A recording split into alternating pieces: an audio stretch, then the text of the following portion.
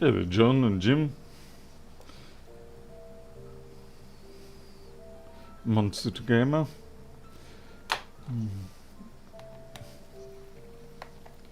I think my background music is maybe a little on the high side.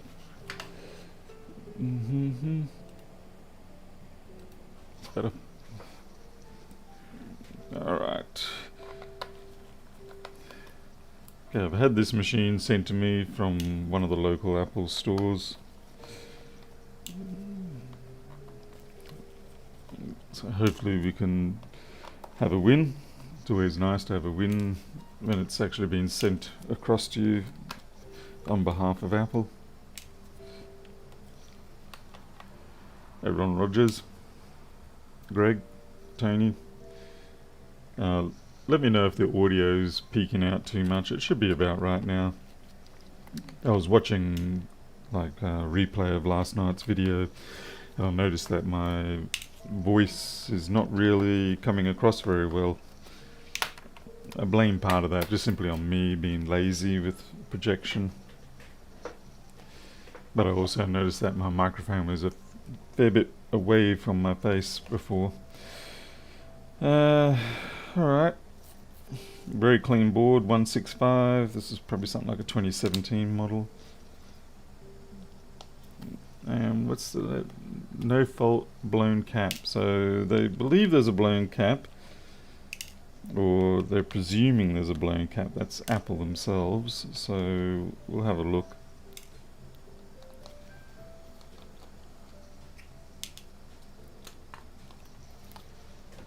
It might just be a presumption. The chaps that do the redirection to me, they're quite good at doing their diagnosis. They just don't necessarily have the equipment on hand for it, doing the repairs. We're just going to mark that 1690.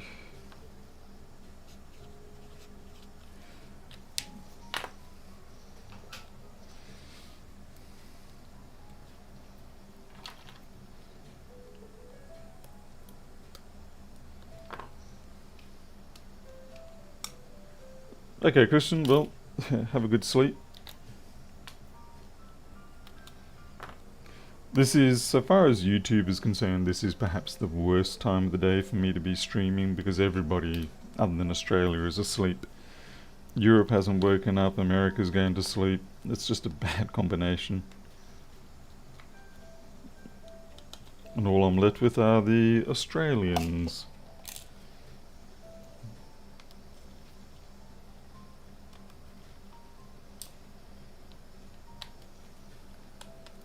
Hey Jan Zimmy.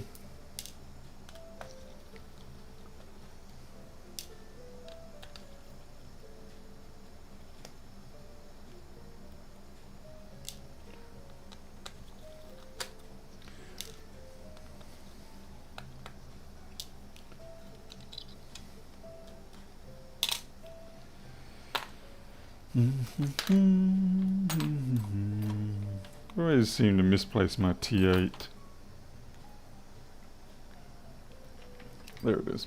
I need to give it its own colour so I can always spot it quickly.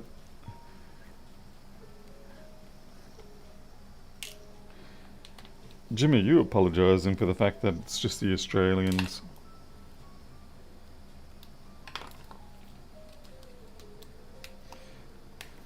At least the upside is when Apple handles these machines, they know not to pinch the Wi-Fi cable. I wish more technicians would realise that.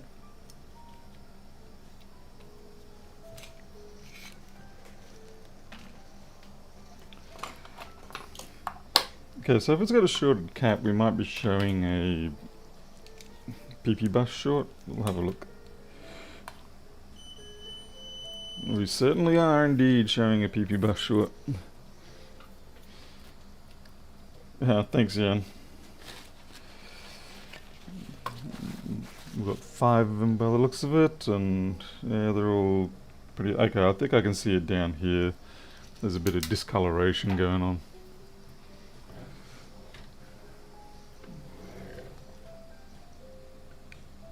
Oh yeah.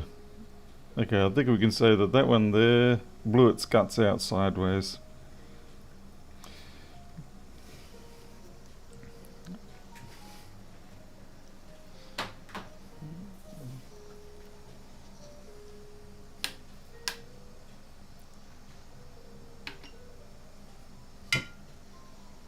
Better put the extractor on. So we'll take this one off dry, just to see what it's like. It'd be nice if we can take it off dry, and then that way we don't have to ultrasonic this board.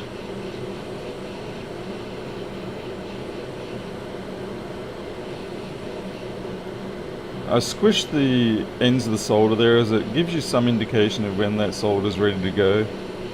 Not that I actually ever listened to it.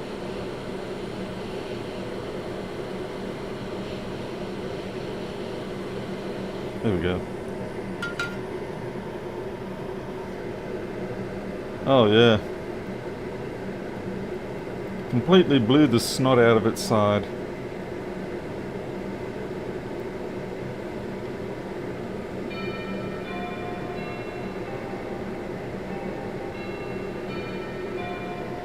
I'll just have to let the leader know what that is.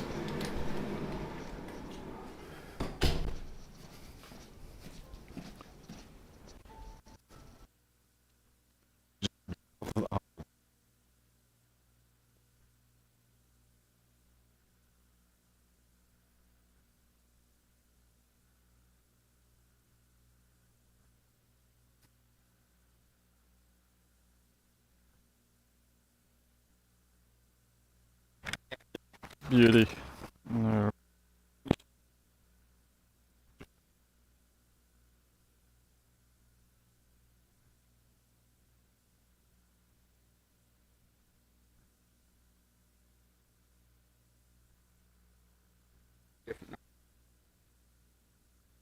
After say an hour and a half, and should. So, 3 o'clock. so 3 o'clock? Yeah. Yeah, that's fine. It's about an hour and a half, roughly. A bit Yeah, it will be, yeah. It'll be all good.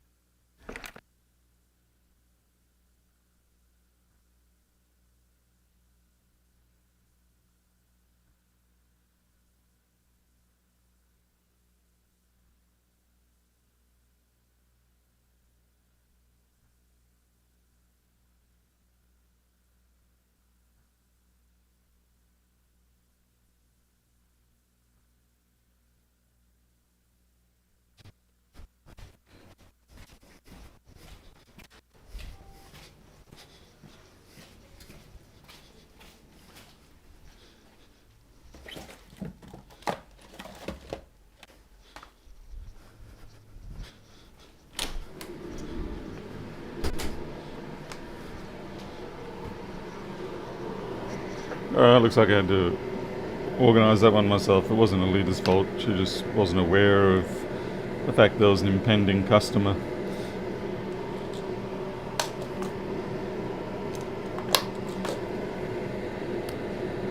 I might replace this cap here as well, just simply, well, you know, it got subjected to the full blast, the full ejection blast of the other one, so it wouldn't hurt to replace it because it may have fractured it internally.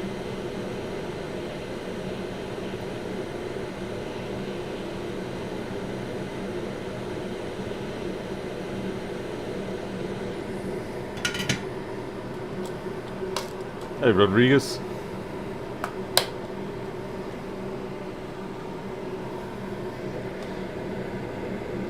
Wasn't so much parts, but it was a job. Got an iPhone 8 screen to replace.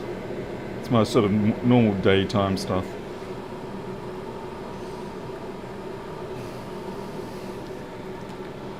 Okay, I just wanted to check what bus that's on. I might actually need to replace the ISL out of precaution, and I'll probably need to replace the fuse.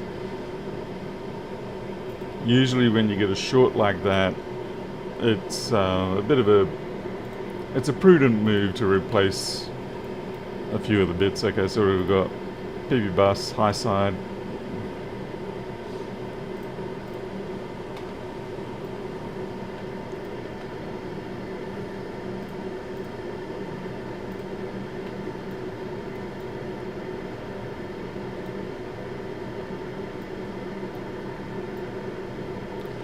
Okay, fortunately it's on the input side of the TPS, so that's good.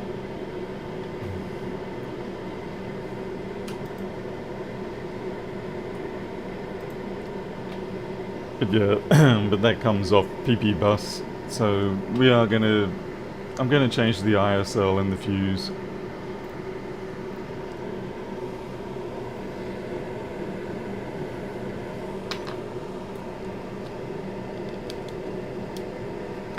Too many times when you only replace the capacitors, the board will run for a little bit, but then it will hit some random issues, and that's when you realize you should have taken the time to change that ISL and fuse.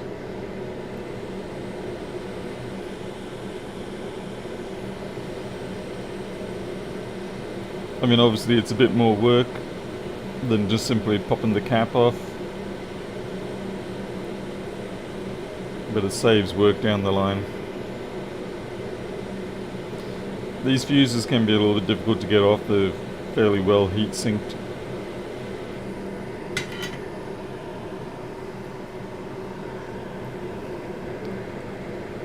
And yeah, the ISL will take that off. Just in case, like I said, it's probably excessive paranoia, but I prefer that over having a failure down the line.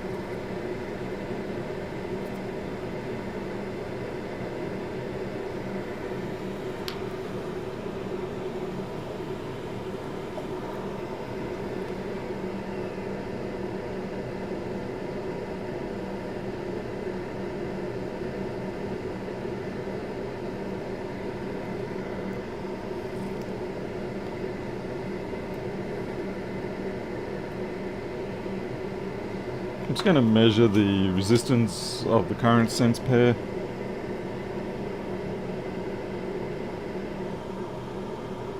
Is good. And that's good.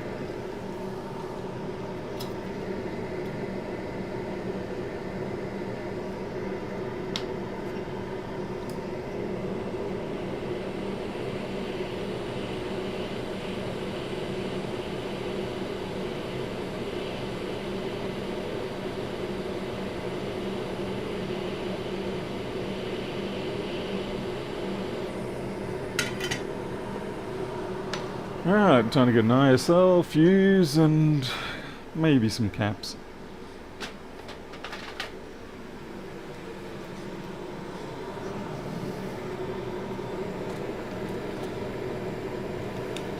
Of course, all we know at this point is that, you know, it's got a short. We actually haven't had a chance to test to see if anything else has gone wrong. Ah, yes, fresh from a donor board on a fake strip.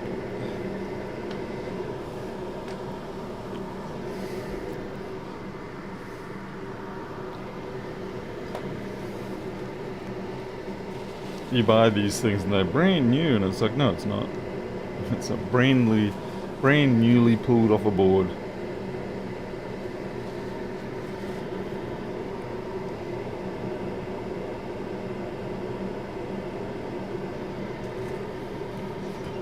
Hey, Kenny Whidden.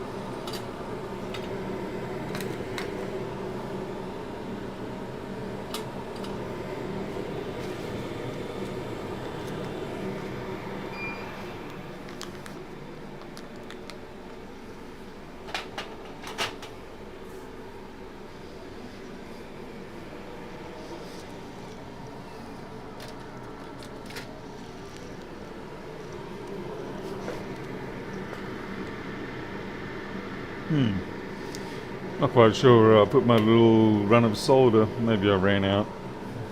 Oh well. Get ourselves a new run of solder.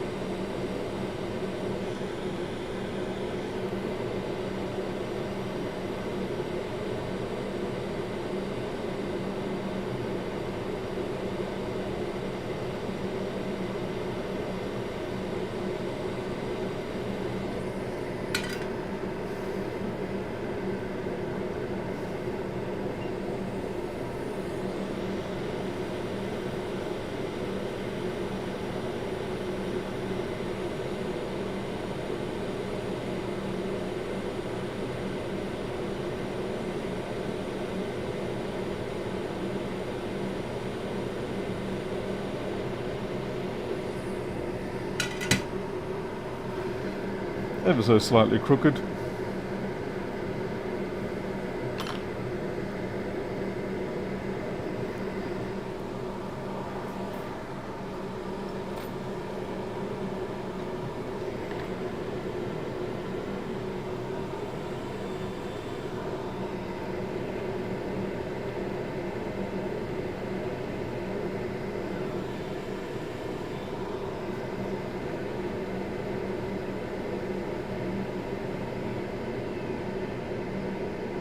Looks pretty good.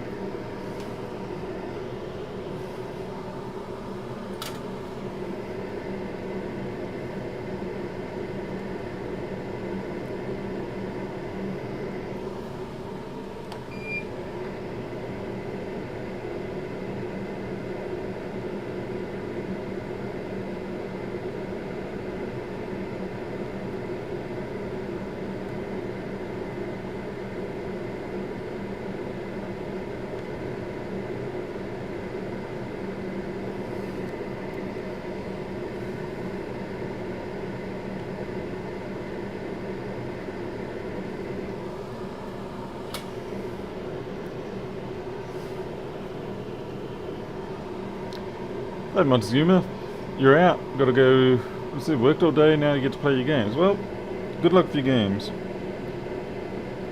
Hopefully you have success with that, whatever you're playing. Thank you very much for the 5. Hey Fullwave, Joseph. Alright.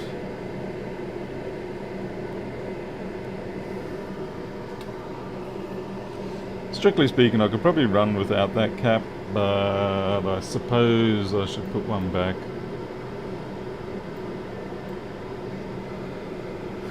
What is it meant to be?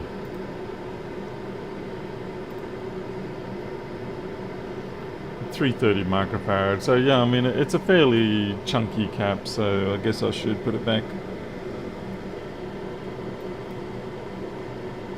Oh wait, am I looking at the right one?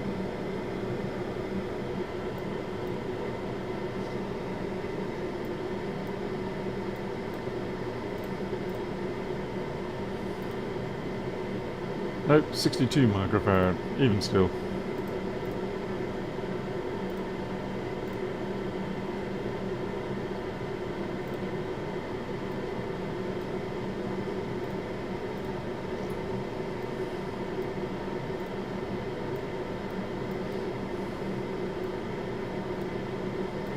Don't mind me, I'm just checking something.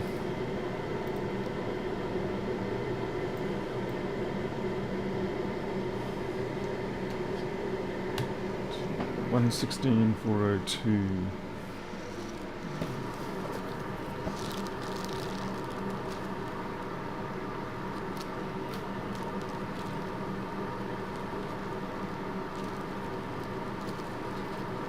Come on, surely I've got a 116,402. I've got a 125. Might have to add 116,402s to my purchase list along with the ones from last night.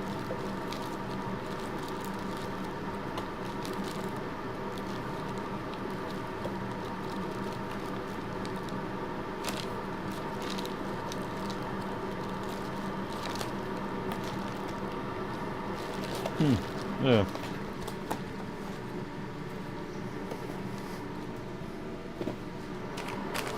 Alright, gotta add 116,402.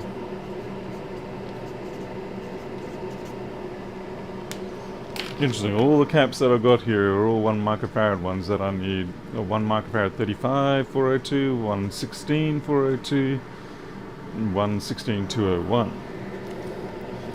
For today we can use a 25. So it's 1 microfarad, but it's 25 volts, so it's going to have slightly lower ESR effectively, but it should be okay in this scenario.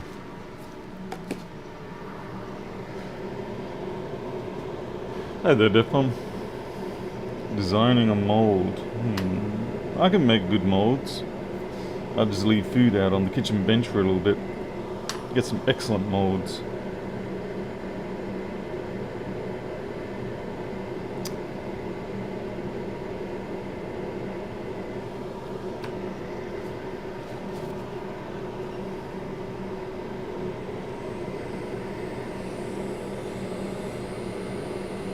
I'm guessing that's not the kind of mold you're talking about.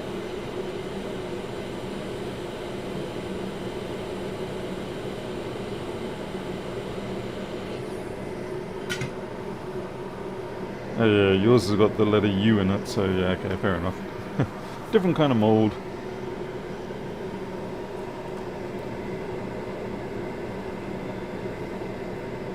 Well, that looks gnarly, but this one looks okay, so we're going to take this off. I'm going to give it a chance to come off without as much drama by wicking it. Oh, sorry, pickling it.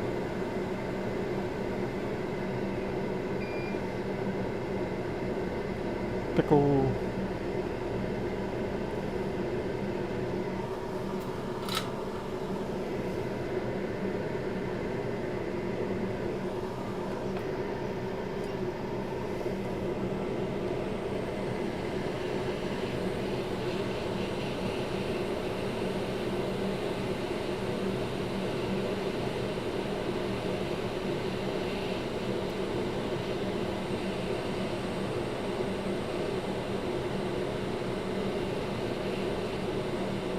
You can see even though the leaded solder is melted, it's still not ready to come off because it hasn't actually melted on the underside, under the gull wings. There we go. So like there's, with these caps for the legs, they fold them underneath like that. We call them gull wings.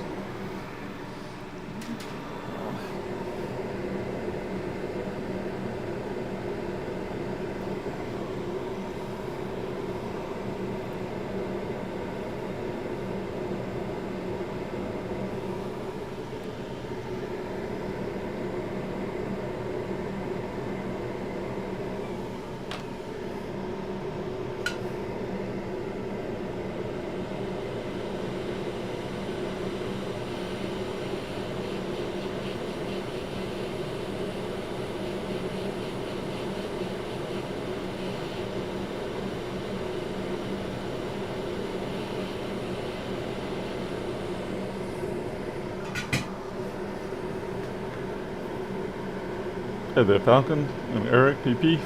Hey, Rob. Just saw you there, Rob Brown. Shouldn't you be working?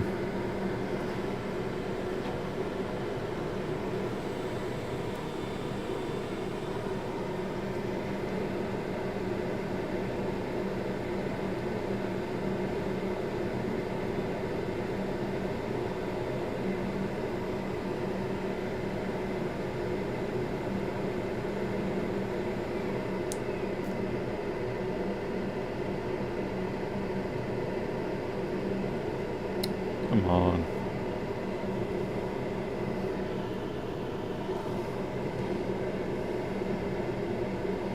By the way, I did manage to get in contact with the person of whose machine it was that I unfortunately disposed of, and thankfully I've gotten everything worked out.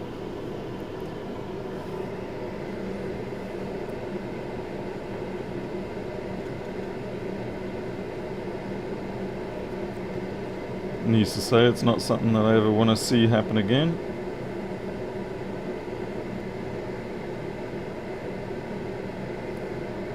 It's probably about as good as I'm going to get for cleaning up that.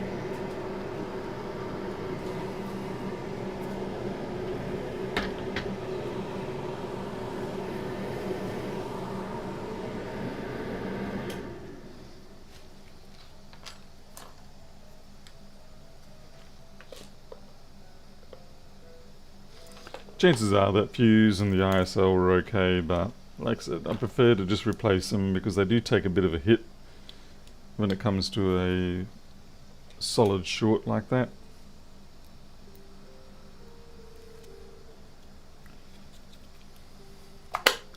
Where the heck's my... Okay. I'm just looking for my DC inboard. It'll be in one of a couple of boxes I have here. What have we got? Oops.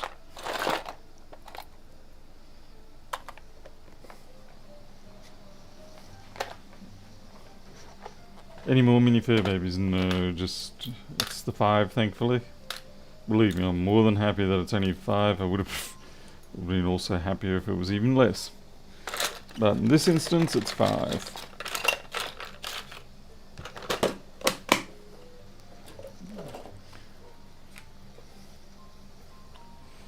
Yeah, we certainly don't want more.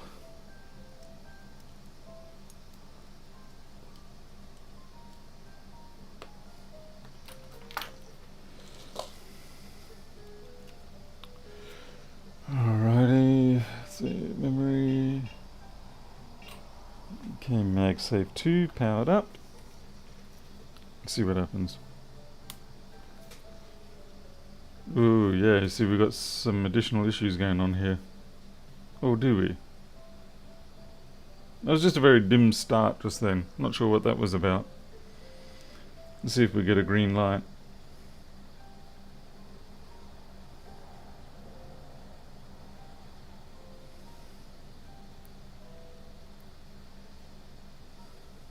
Yeah, we got a green light. I don't know what it was when it just did that really faint start for a moment then. Hopefully it's not an ominous sign or anything. I'm just going to visually check the rest of the board because you don't know whether there's maybe other corrosion that's not related to the primary fault but may become a fault later. So we'll look in. I mean, overall the board looks very clean.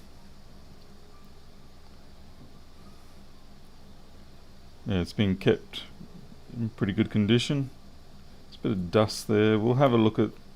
That's interesting. The SMC. It looks like we've had little bugs in here.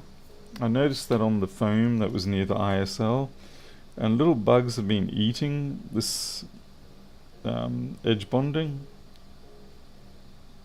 and I don't know why that's wet. It's like older flux. It's not related to what I've just done, I don't think.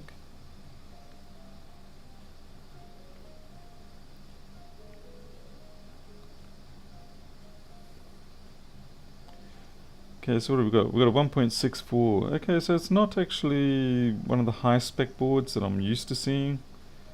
Or you get the 1.8 gig. But yeah, see this chew out on the foam? And they've also, wow, they've attacked all around here and here. I wonder if this, when it was handed into the Apple store, I wonder if they gave it a clean out. Because normally when you see this level of chewing away of that material, there's a lot of other stuff going on. But this is quite clean. So I'm going to guess that they actually blew out the board, you know, gave it a compressed air treatment.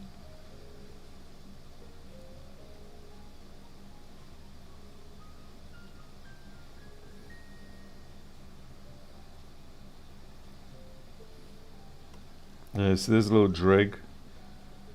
It's what the bugs leave behind. It's a piece of that foam, but they've dragged it over to here.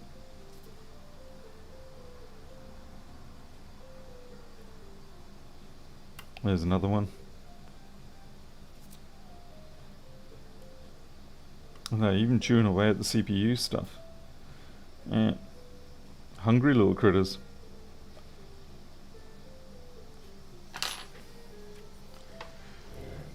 Let's see, what did Full Wave Rex score? 1925-ish Apex Super 5 radio.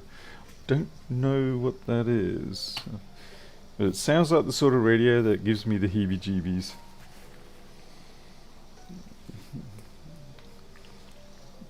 $1925, so that'll be a valve radio, or is it a crystal radio?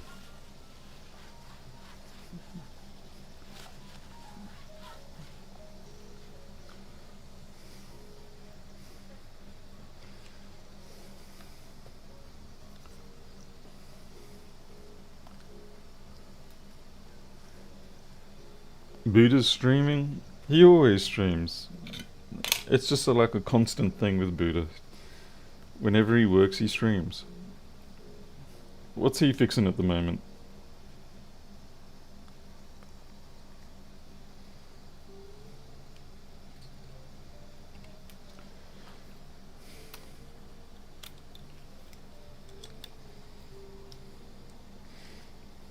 I wonder if he's going to be more successful than I am in terms of YouTube numbers.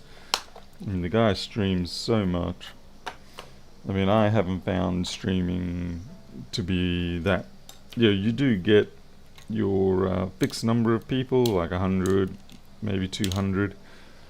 The reliable portion of people.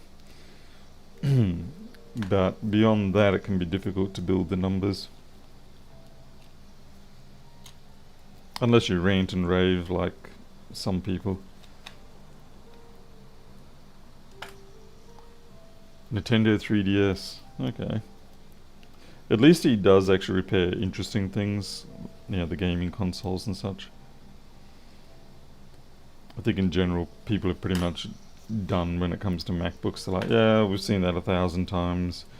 Rossman's already done that 1,000,000 times. Okay, for some reason that doesn't want to go back in so neatly, so we'll have to...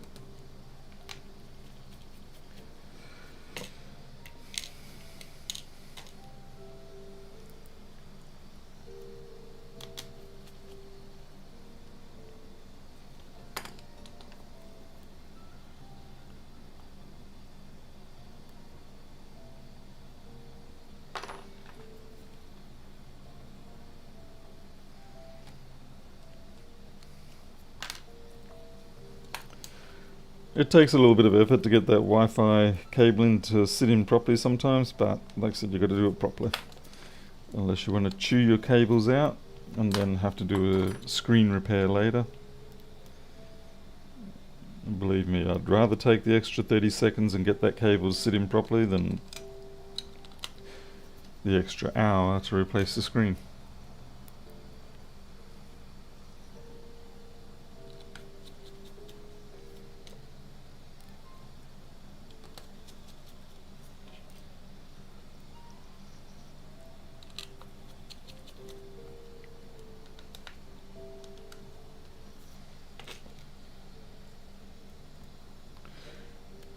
The reason why you have to replace the screen is because the Wi-Fi antennas are integral to the screen. They wrap around the perimeter of it. You can separate it out. You can split the front bezel off and take the cables out. But in many ways it's just simpler and quicker to do a screen swap. Certainly not cheaper though. But I guess it depends, you know, what are you paying for? Your time to do the split, or take the loss and do the swap.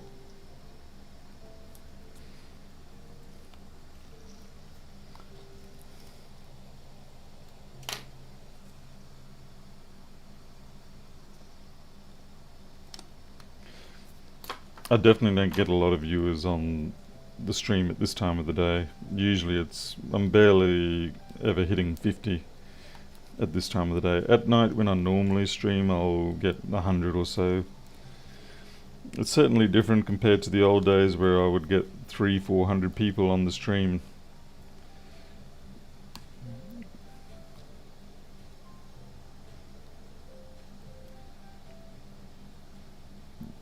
It seems like YouTube at some point decided my time was over. CD3215, are they on back order? I've got them on order. They should actually arrive, if I'm really lucky, they might arrive tomorrow, but I'm going to say not. Supposedly they're in Australia, but Jason's sending me a couple as well, so that I can, because you know they're his machines that I've got to fix up. So him supplying the CD3215s is perfectly reasonable.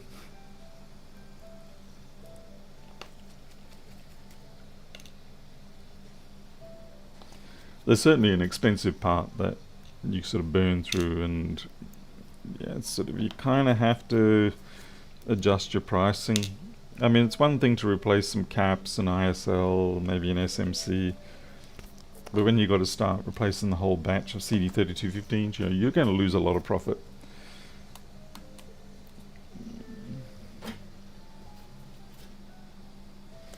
You can actually see the liquid damage. That's interesting. Where'd that come in? Hey,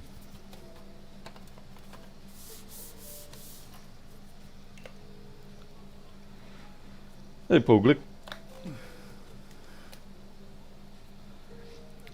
Q's, the problem is that there basically aren't any really in Australia for the most part.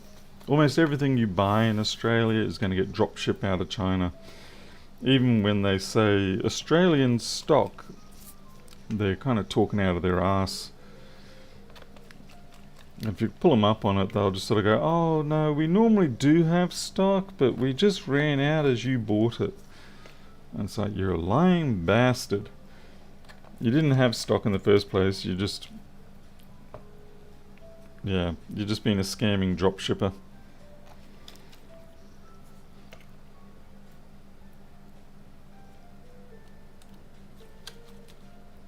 I don't know why I'm putting the screws into this, because I haven't even verified that it works.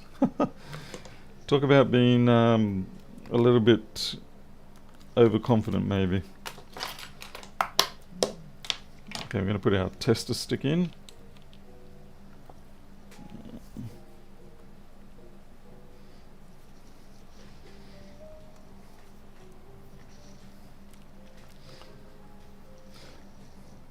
Yeah, Pedro, I'm going to find out about that because I just had to order something from them. And so if they are lying, I'm going to find out pretty quick. I did message them and say, do you actually have this stock? And they said, yes.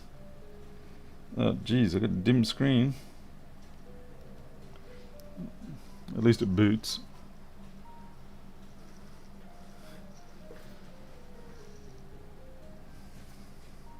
Oh, it's doing that damn NAND. Oh no, there it is. The progress bar. Wow, that is really dim.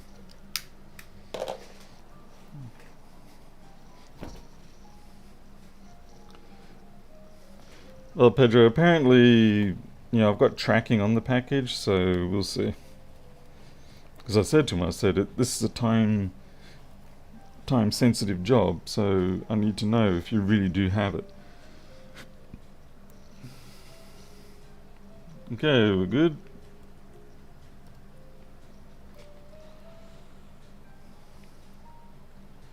Yeah, they have stock in China, in our China warehouse. It's about the truth of it. By the way, good morning, Pedro. We do not want to load up the customer's drive. Yes, incompatible disk. Fantastic. No one cares. Okay, let's check all the parameters we need to check. Make sure the machine is working. Yeah, FaceTime's good and proper.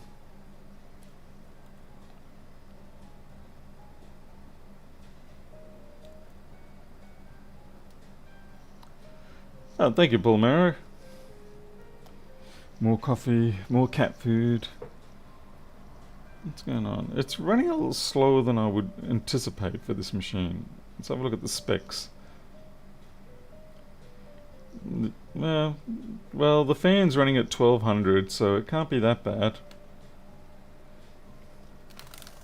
Okay, keyboard's still original.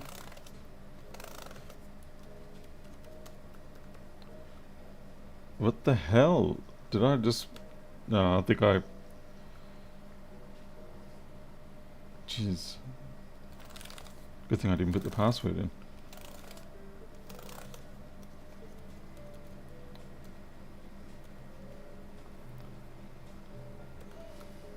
Yeah, that's all good.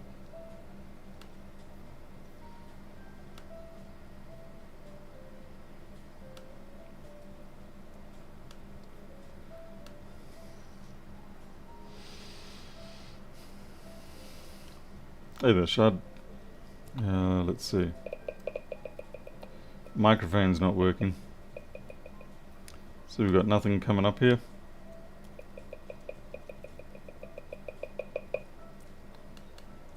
Oh, it just momentarily did then.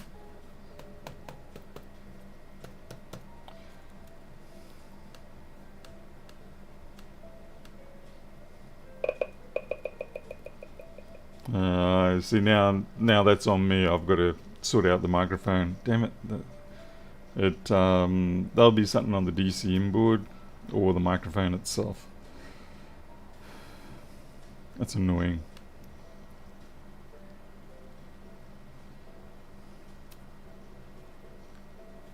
Donation button broke? Which... I have no idea who that's going to be. Elita will probably handle that, because I'm knee deep in this.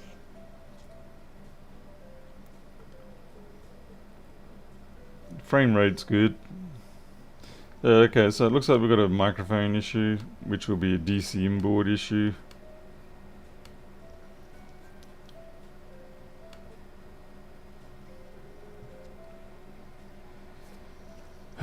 That's a nuisance.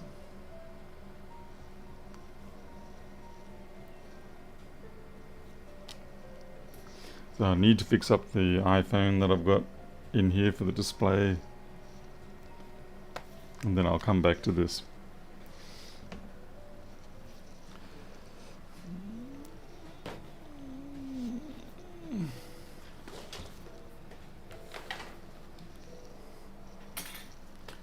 Right, where the hell's that iPhone? Ah, there it is.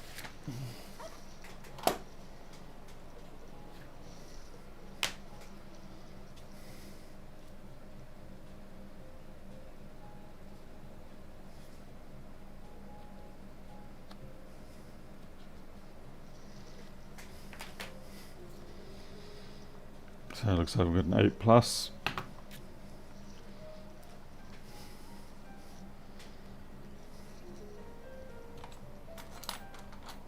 Right.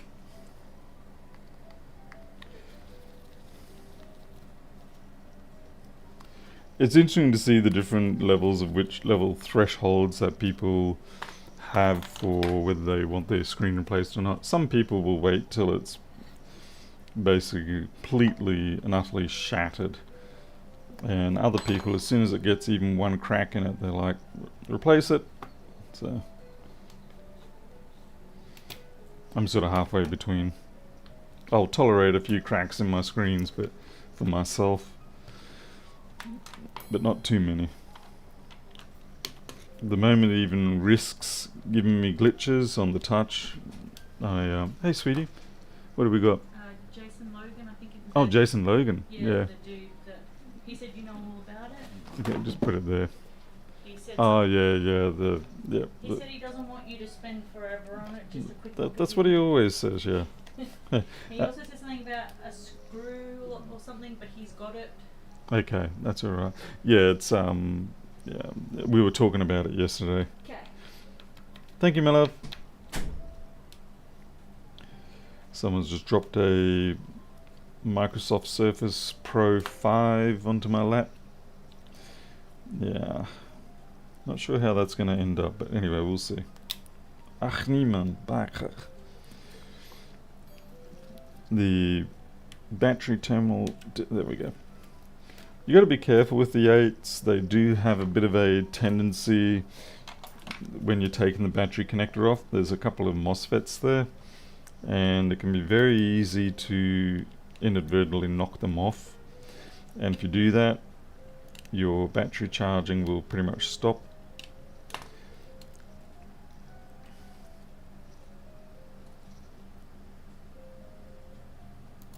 There we go. Okay, this is one of my screens from a long time ago. I know it's a long time ago because it doesn't have a pink mark, but it does have a UV mark.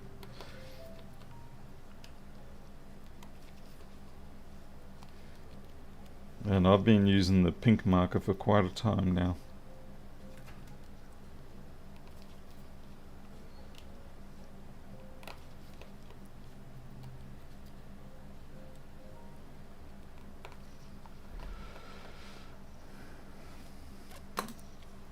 Can you fix a Surface Pro 3? I've never tried one.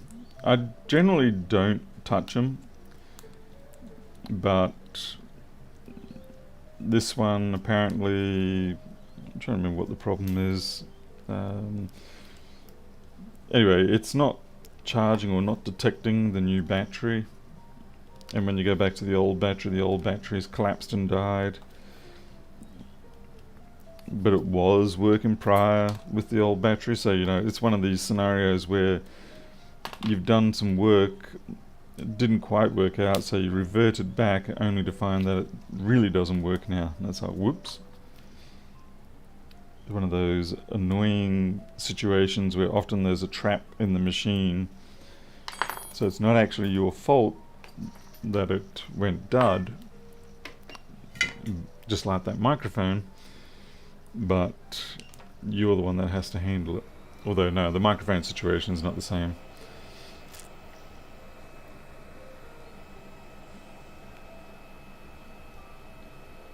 Hey Christine Joy.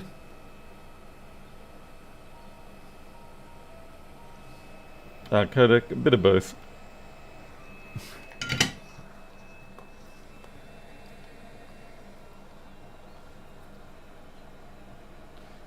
Cultural influence.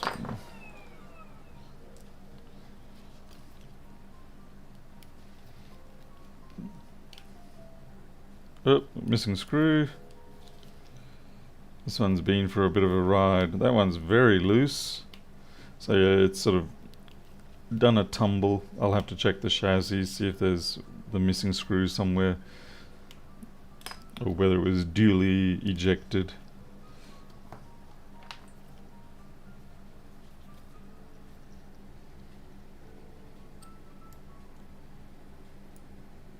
Yeah, need to heat that up.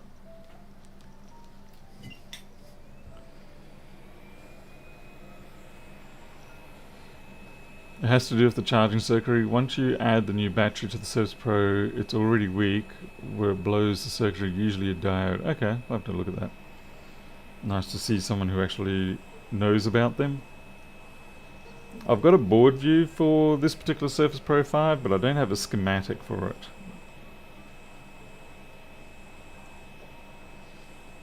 And board views are useful, but they're actually pretty useless without a schematic. You really do need both documents to make things repairable. And if you only get to have one, then quite frankly the schematic is the more useful of the two. So long as you've got some sort of silk screening going on. Oh, whoops, wait, come back, I need that screen.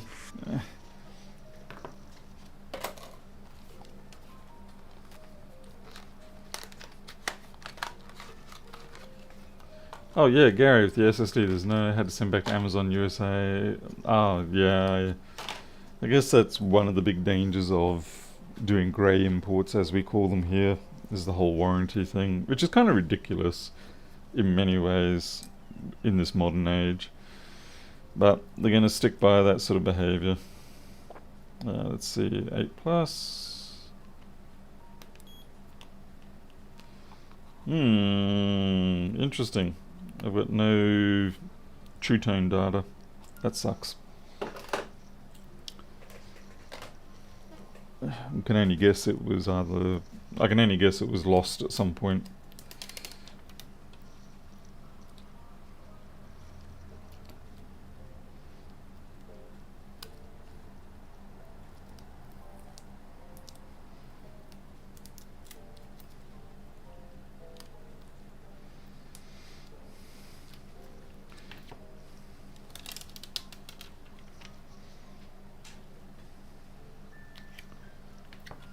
Okay, gonna make sure the back plate is clean.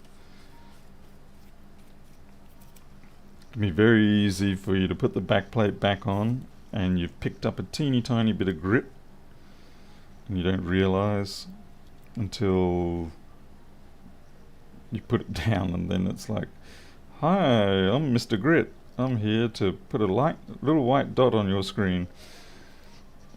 And then you got to disassemble the whole thing and clear that little teeny tiny piece of grit out. Okay, so I'm looking for one of the tri-wing screws. Kind of hoping, there it is. Yep, got it. And just give it a tap, make sure there's no other random crap in there. Looks like I could do a bit of a clean on the perimeter.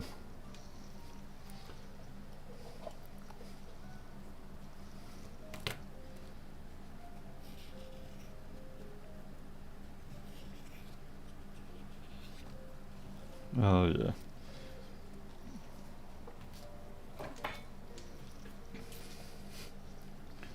This is entirely sort of normal levels of build up.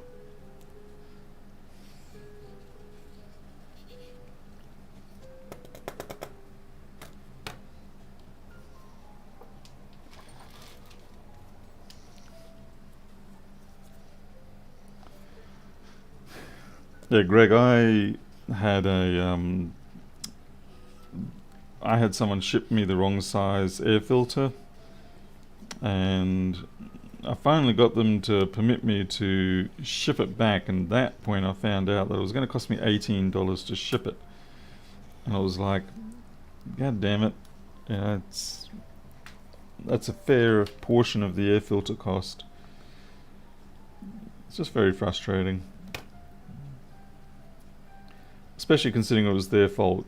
It wasn't even warranty, it was just a case of they sent me the wrong product in the first place. In those scenarios, a business should cover everything. Like return, shipping, sending you the right item, all that sort of stuff. Because it was entirely their fault. It wasn't a case of, okay, look, that was bad manufacturing, we'll share the responsibility on that.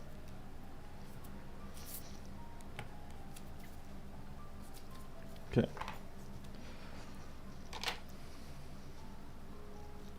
What type of Q-tips are? I believe they're meant for cleaning of guns.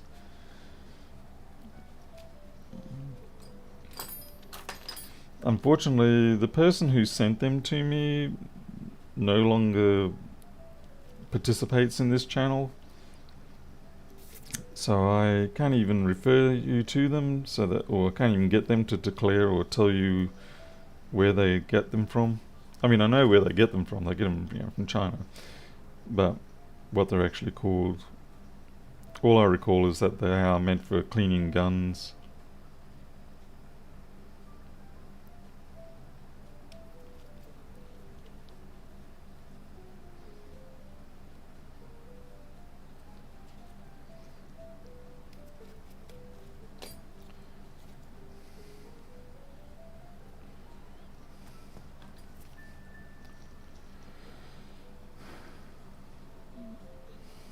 Yeah, Tom, that's the other thing. It'd be nice if they just simply said, you know what, our bad. Here, we're sending you a new one. Just keep the old one.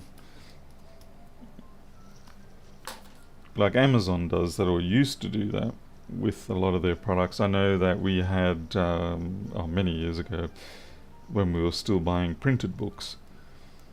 And there was a problem with one shipment where it got slightly wet. Not badly wet, just slightly wet, and certainly damaged the covers of the books and a bit of liquid damage on the inner pages, and Amazon just refunded everything to us and said just keep the books.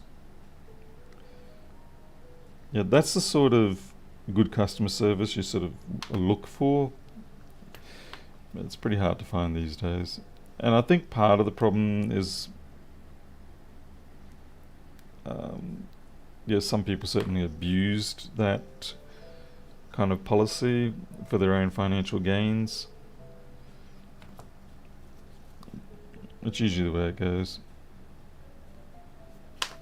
It's sometimes a bit tricky getting these fingerprint sensor cables to join up.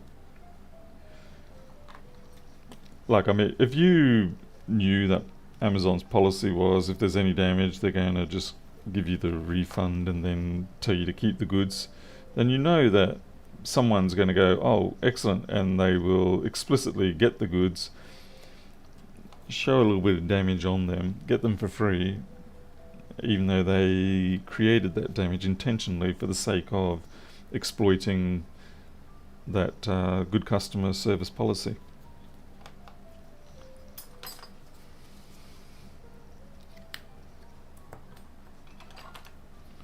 That's usually the way it goes in business. You start out with the hope that things will be fair and that you try to help everybody as much as you can, all that sort of stuff. But slowly over time, unscrupulous people, they just exploit any of that sort of generosity, as it were, to the point where you just simply say, you know what, screw the lot of you. I'm going to go full Amazon on you and not give you anything.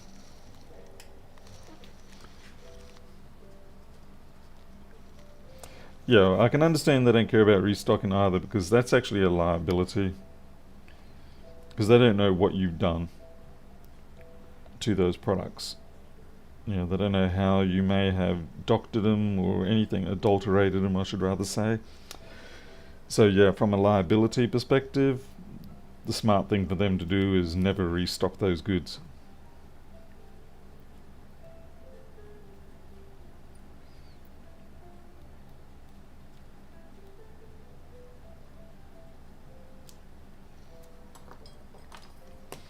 Not to mention the fact that there's the actual labour involved in putting those goods back into stock, and making sure the packaging's right, making sure everything's in there that should be, all that sort of stuff.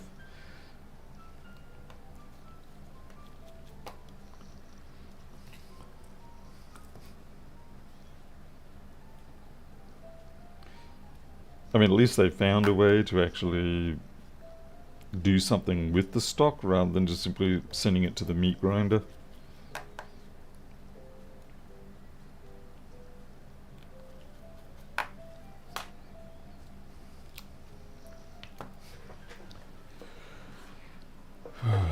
That's good.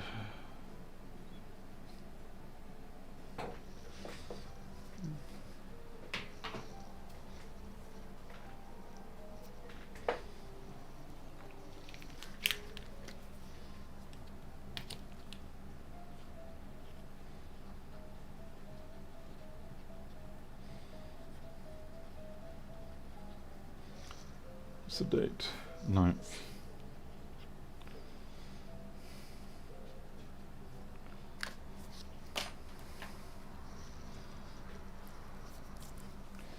The TT cross just simply means there was no True Tone available.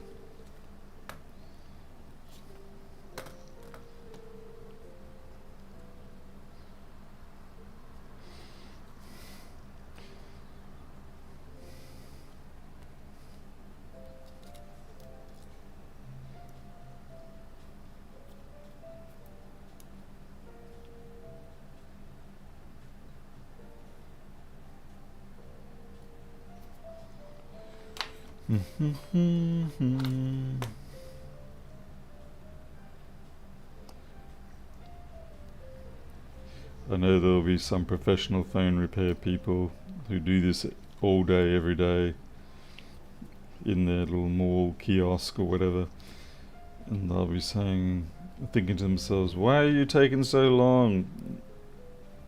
I could have done 3 in the time it's taken you to do 1. It's like, I salute you, sir, you can do that really quickly, but I don't care. It's like, I'm not here to do things stupidly quick, I'm just here to make sure it doesn't come back, unless it's broken again. I have the advantage of time as a resource, for the most part, so I'm going to make sure I do the job right. And not leave screws out, and not leave brackets out, and not generally screw up the phone.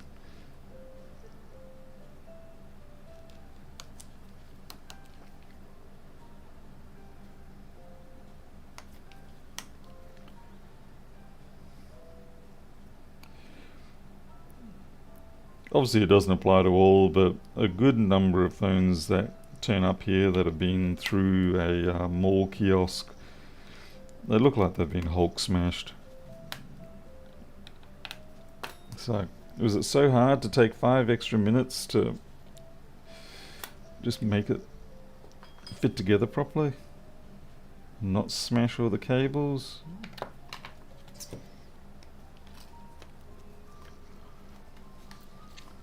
Time is money. If you have too much time, then you have no money. That is true. That is often true. There's always exceptions. You certainly need a balance. If you've got no time at all, then you're heading for a crash, either from a business perspective or personal psychological perspective.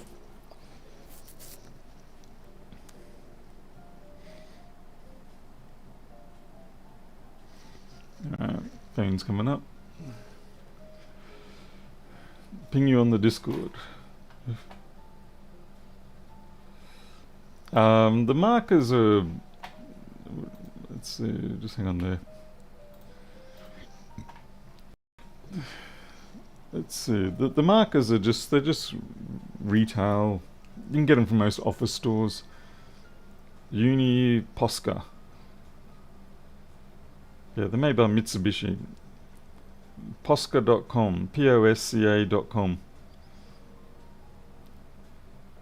They're an artist type pen.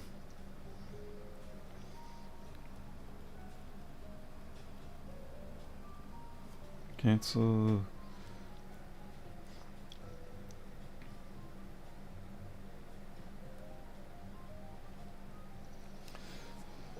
Alright. They had a screen protector on it for the old one.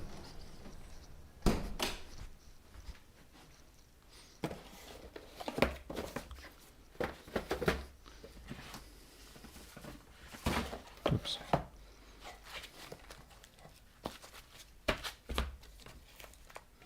Let's see, 8 plus.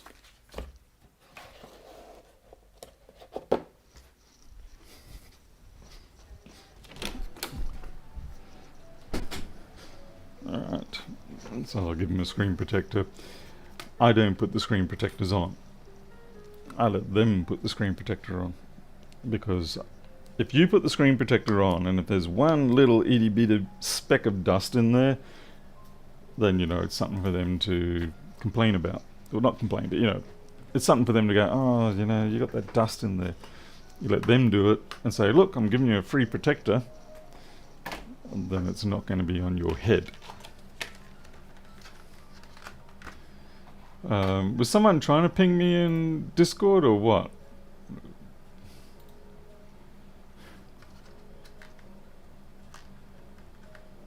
First off, you need an electric screwdriver. Oh man, yeah. Okay, rubbish. Now we're going to get back to that 1466 and find out what's going on. Like I said, it's got a microphone issue. That's going to be annoying. Because if it needs a DC inboard fix, well, hopefully it doesn't need a DC inboard. Like, hopefully it's repairable or it's just a cable issue. Because those DC inboards are surprisingly expensive now, you know. I used to get mocked for fixing them. They're not so cheap now.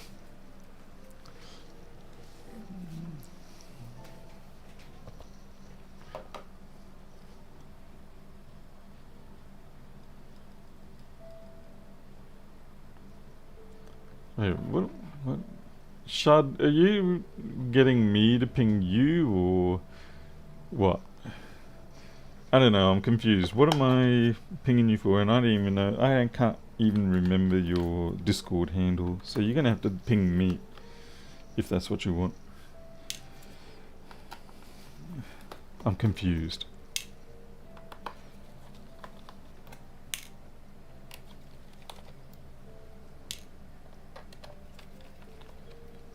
At least on Discord I use my real name.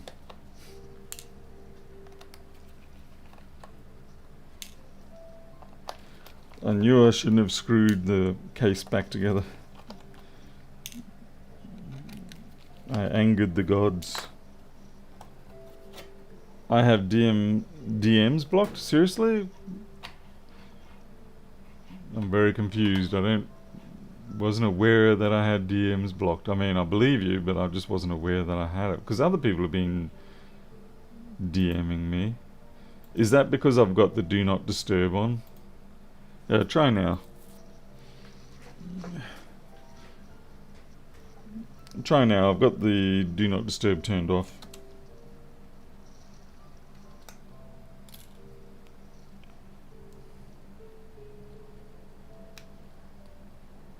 Oh, yeah, there we go. It was disconnected. Thank God for that. I don't know why that was disconnected, but yeah, it was disconnected, so that explains that. So what I'm going to do now is invoice them for a new DC board. Some shops will do that. Some shops will actually pull that sort of crap. They'll go, oh yeah, we had problems with your microphone. Here, look, see this video shows that we couldn't get response out of the microphone. We had to replace your DC board. And it's like, no we didn't. We actually just put the cable back in. We're charging you for the DC board. Yeah, air gap protection. I didn't take that one out. Almost, yeah. I'd say what they did is they took the DC board out because I was checking, diagnosing things, and it's an easy thing to just forget to put back in.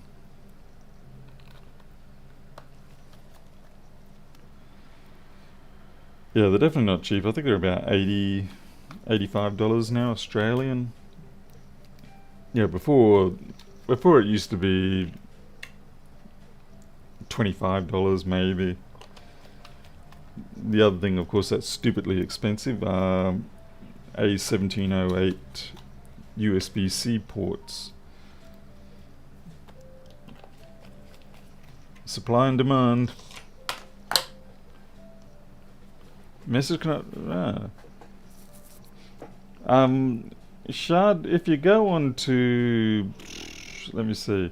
I'm on the All Things Repair community. I'm on Adam and IT's community. I am on Shiny Computers as well. So yeah, Shiny Computers, Adam and IT, or All Things Repair. My personal fan channel is on All Things Repair. If you want to go there. And did I plug that battery back in? I have a horrible feeling I didn't. I bet you I didn't.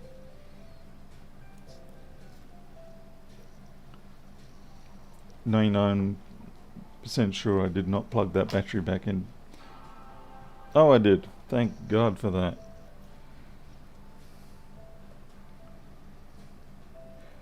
Holy crap, I accidentally renamed my boot petition.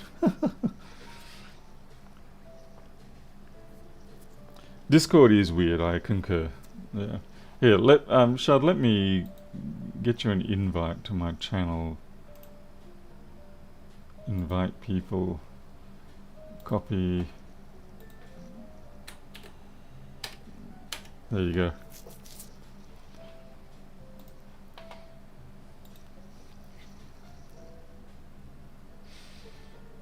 It's still weird on the boot. It is slower than I would expect. It could be my stick is just wearing on. I mean, it's got a full battery, 97%.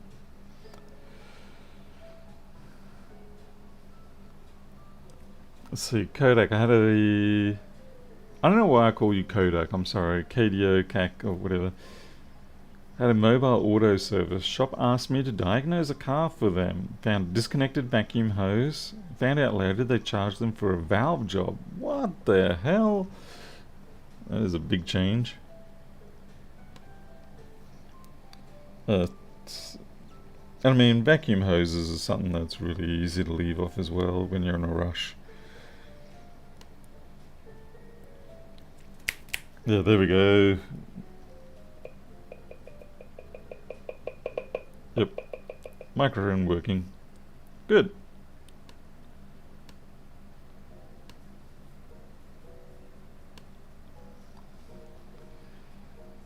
Address invalid? What the heck? I just copy pasted that.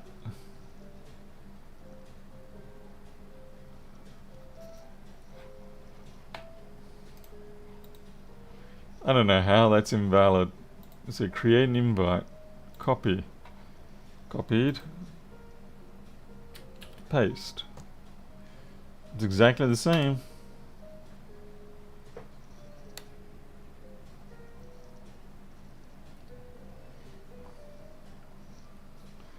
Could be case sensitive.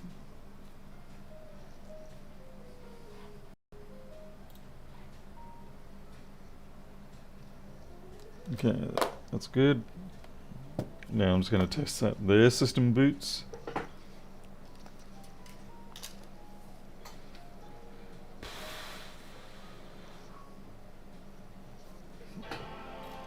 It takes a while to come up, so I might put it through a PRAM reset.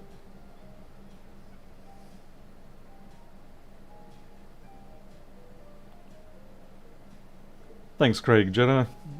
Okay, yep. That person work. Shut down.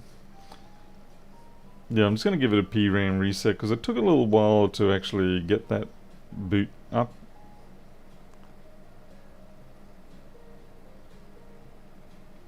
Yeah, as far as I know, it's my real Discord link. Don't quote me on that.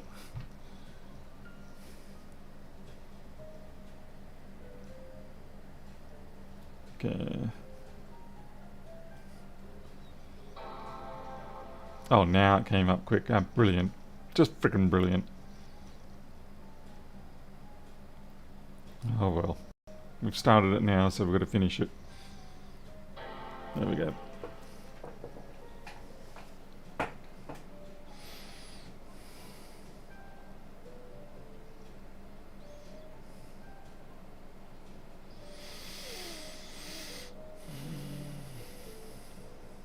Okay, that's good.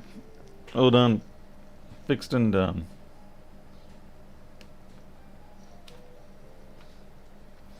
Yeah, Brent Carmen, they are very much a nice machine still. I'd say they've easily got another 5 years worth of viable functionality into them. Alright, we've got another one. We're doing work today, we're doing real work. I suppose I should finish this off.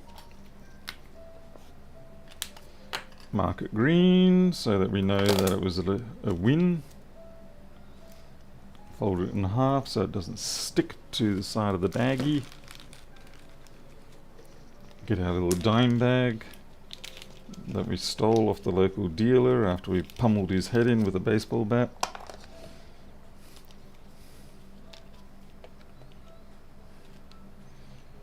I found a new meaning to the word crack.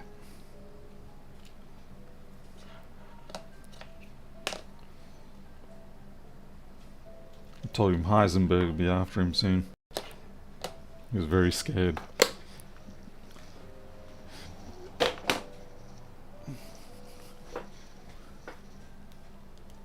Okay, so 1690, and I'm just going to write up the job details.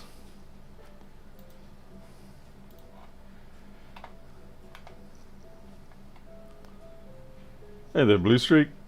How's things in Ohio?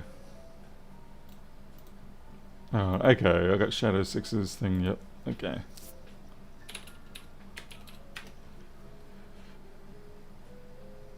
So, if you get an invalid invite, likely means they are server banned by someone. Yeah, interesting.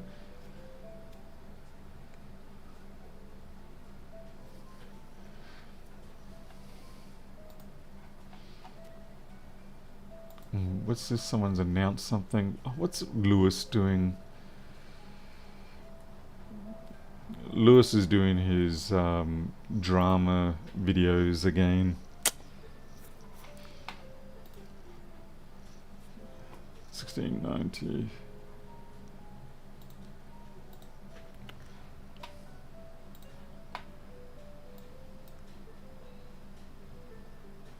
It just helps for me to try and remember to get all this stuff done. So C 7540, 7540, physically blown, replaced. C 7581. Collateral damage.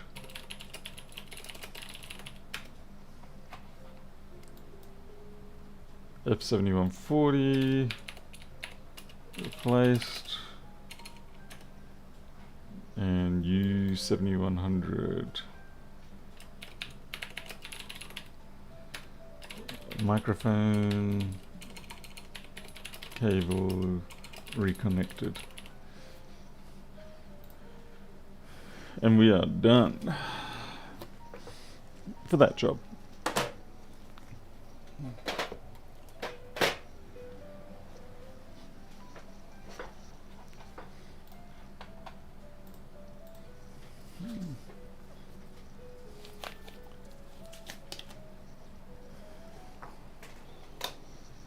Okay, so what's this one? Magic smoke. Let me try that again. Magic smoke left the building. Smell near screen connector. Battery is disconnected. Alright. Where'd my container go?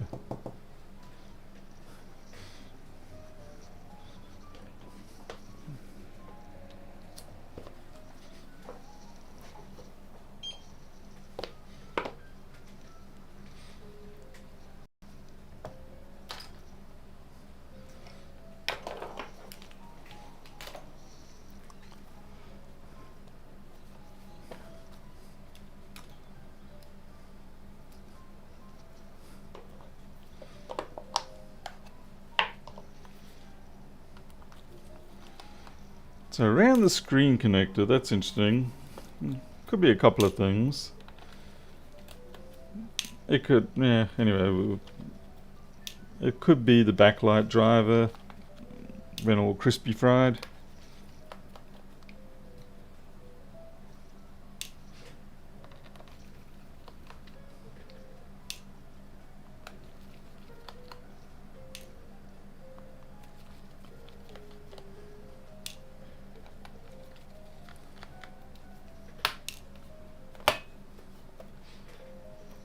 Let's see, freezing cold, way behind coding projects. Oh yeah, that sounds, yeah. Okay, so we've got a 165, battery is disconnected, so that's good. Looks like a very clean board, which makes it even more interesting. I can't see anything visually on top. So far as caps producing burning smells, there'd be more ones on the underside, the tantalums and things like that. Ceramics can smell a bit burnt, but they usually just crack. Yeah, they don't tend to eject too much smoke. At least not that I've found. The tantalums, on the other hand, oh my, they'll go crazy with their smoke emissions. Hopefully it's not the screen cable. It's not, thank God for that.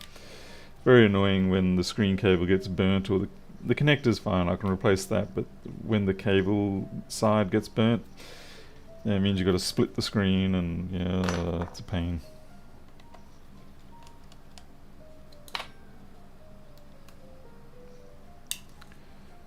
Okay, time to number that one as well. I could put a sticker on them. I used to put stickers on the drives, but I found that they tend to come off. 1681. Mostly because it's slightly narrower than the sticker I use, so you get the edge and it would get snagged on things. Anyway, a little bit of discreet pen writing, and it's all good.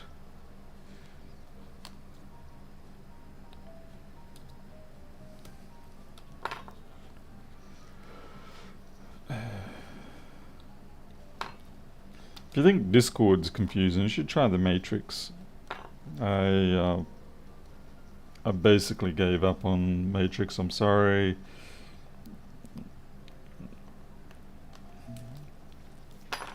The whole move to it seemed like it was just a bit of security theatre.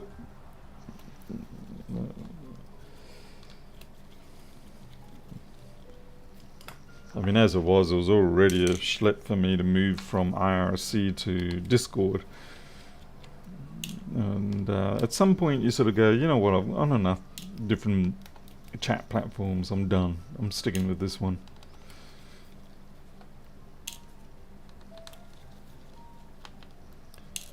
Certainly Discord does have a lot of advantages over IRC.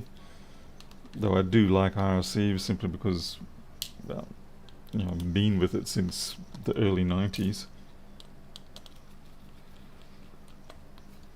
But yeah, the whole Matrix thing, and it wouldn't shut up about all the, this needs to be done for security, that needs to be done for security, and it's like, if I want to be secure on the internet, I would cut my cord to the internet. I mean, for crying out loud, I'm on Facebook and YouTube. There's basically no security in my life, especially being on Facebook.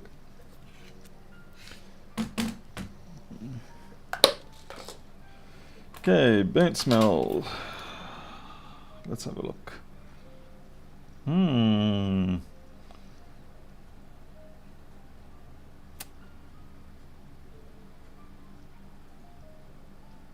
Wow. Alright, under the microscope, let's see what we can find.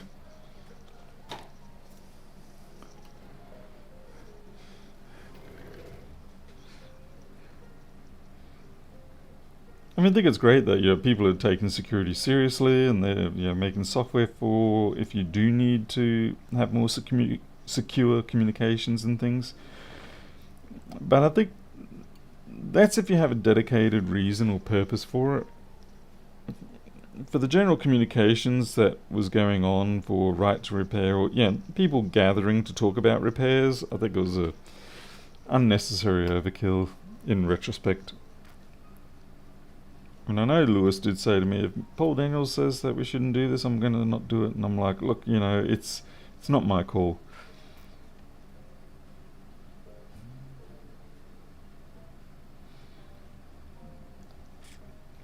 And besides, I sort of figured he was half joking. Is that cap gone, or is that a piece of crap? It's a piece of crap.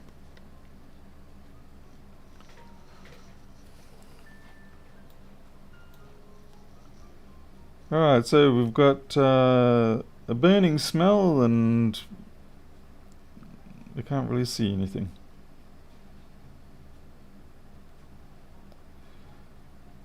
Given that it's not near the backlight screen connector area, then it's quite possible it will be back on the PP bus area, possibly on the top side. That would be amusing if both 1466 machines I get today have PP bus related tantrum cap failures. So this is a 1.68, so it's a step up from the previous one.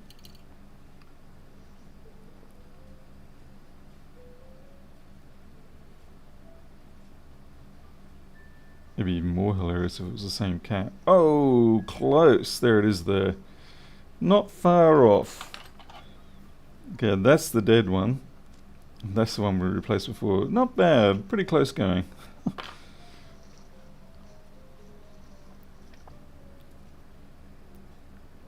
And it's the same style of failure too. Sideways ejection.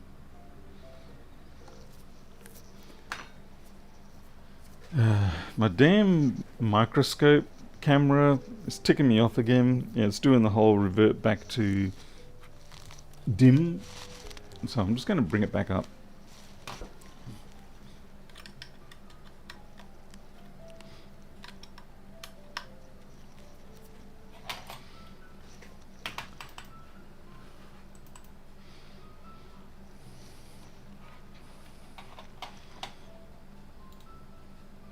Damn it.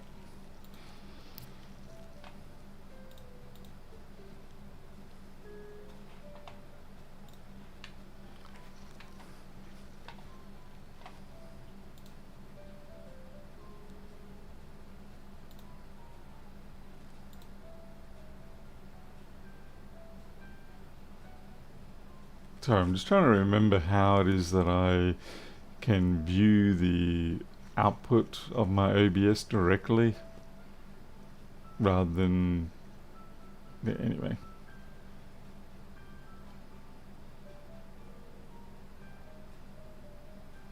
I had it the other day. It was just one button, and yeah, anyway.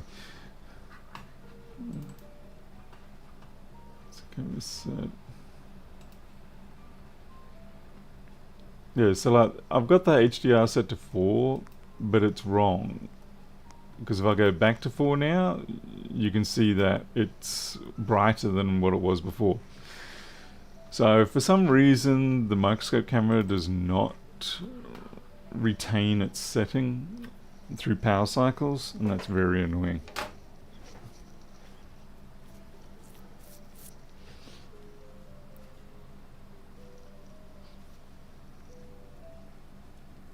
But yeah, so as you can see, it's a brighter display now.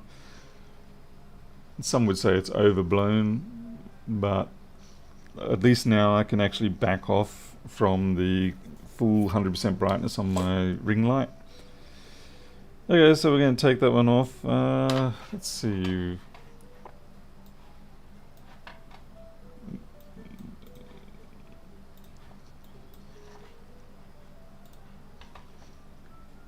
Which one are you? This one here. So same type of cap too. Okay, so this is the same bus, the same voltage rail. So we're going to have to do the same thing. See, as you can see, it goes through this current sense resistor straight onto PP bus. So it's going to be the same treatment. Replace the cap, and yeah, replace the fuse, replace the ISL.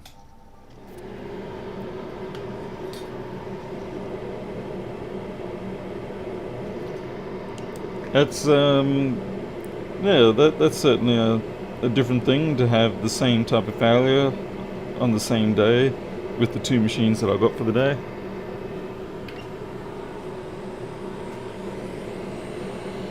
It's pretty easy to see under the microscope. You'll see why when I take it off, because there's actually a cavitation here. The thing is, because you've only got the monocular view, you don't get the stereo effect. So you don't get to see that cavitation blowout. Look at that, almost the same as the previous one.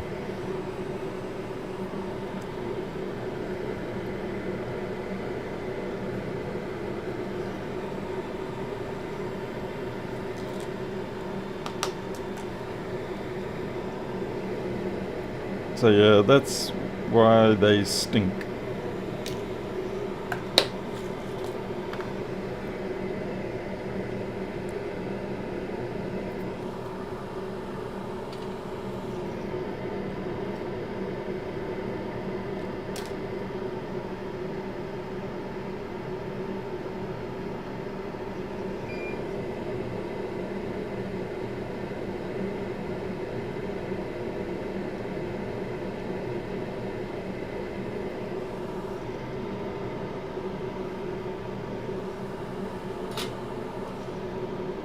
Open Broadcaster doesn't save settings for the camera. Oh yeah, I've found that as well. And it's very frustrating because often you will...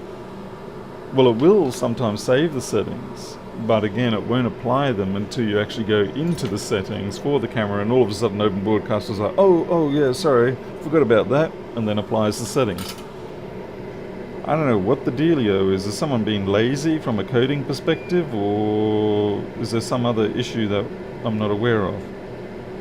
Seems like the first one to me.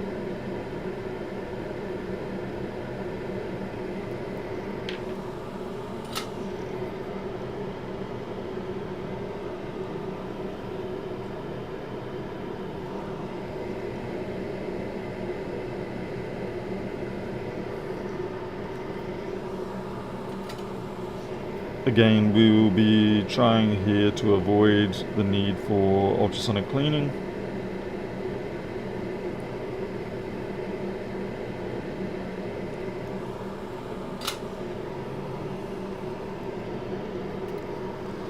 I better get that donor board again.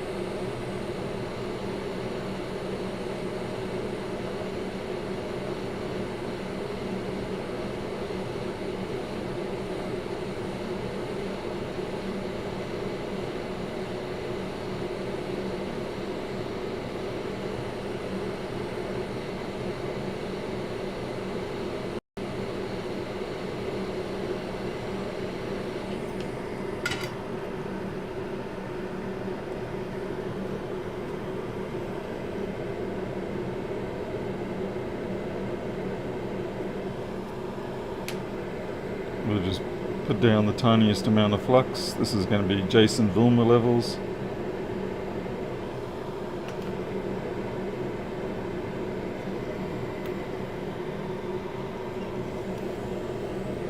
Yeah, the extraction flux was like Lewis's. The installation is like Jason Vilma.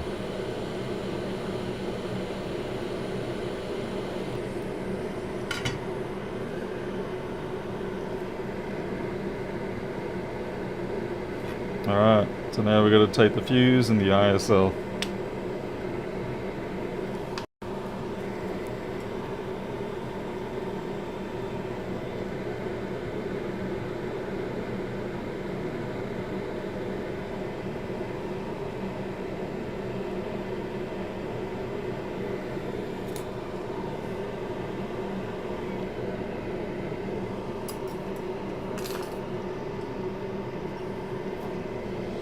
And for those who weren't here for the previous one, the reason why we replace the fuse and the ISL is because they often get upset or a little bit damaged when you have a massive short like that on your PP bus.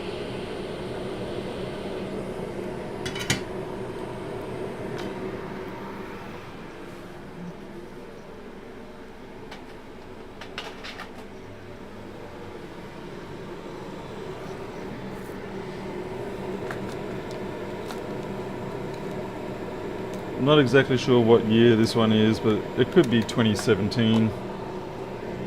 Not that it really matters. Basically, it's an A1466 board.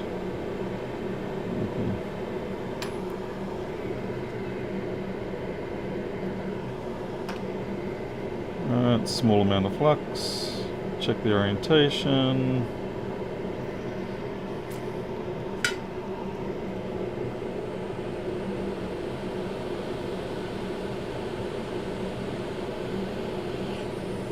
Why did my thingy have to come flicking out like that? Right, let's try that again.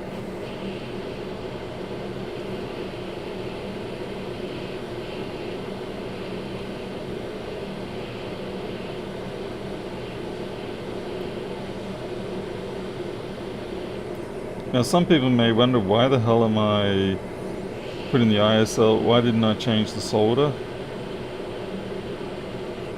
Because there's no real need to.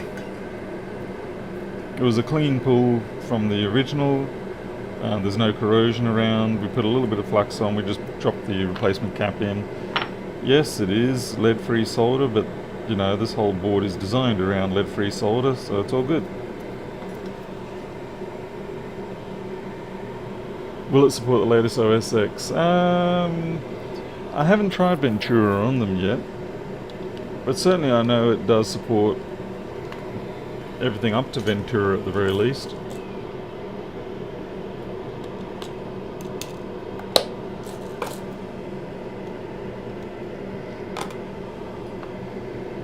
Okay, now we've got to get that fuse. Yeah, 2012 will be end of line, but 2013 through to 2017 should still be good.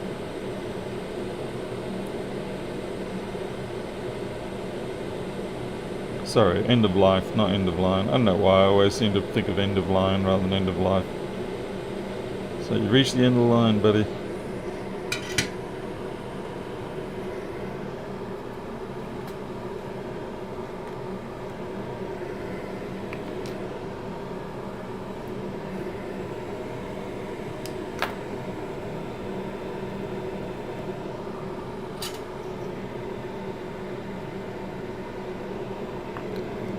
Cues, not always, but like I said, it's more of a precautionary thing.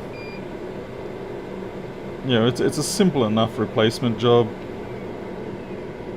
May as well do it. They're cheap. I've got a good number of them.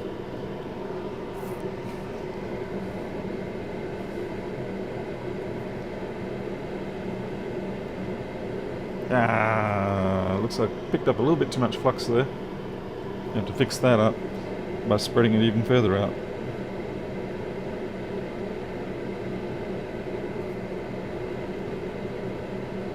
Okay.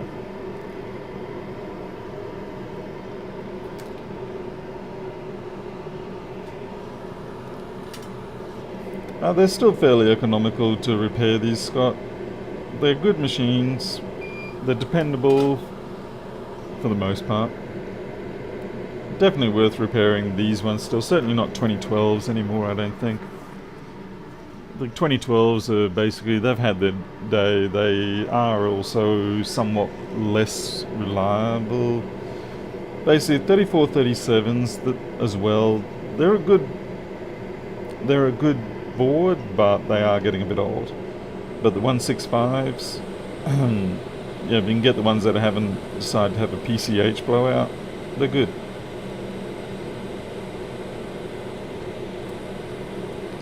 But certainly, in general, the 1466 design has proved to be a very good one. I mean, I still use one for all my development work.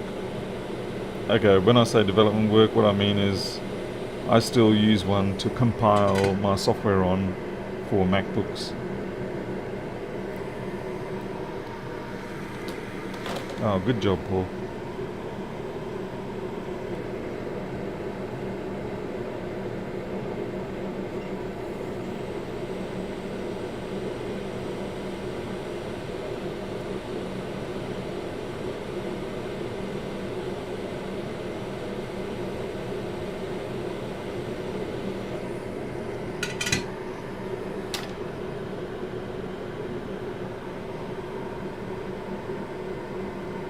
No, the fuse didn't blow. But what can happen is that sometimes with those high currents that are associated with the cap blowing like that, it can cause the fuse to go into a higher resistance state. Again, not all the time. In fact, not that common. But it can happen. I know I've had it happen. It's all just a case of, alright, we had a large amount of current come through this path. We're just reducing the chances of a future issue caused by that damage.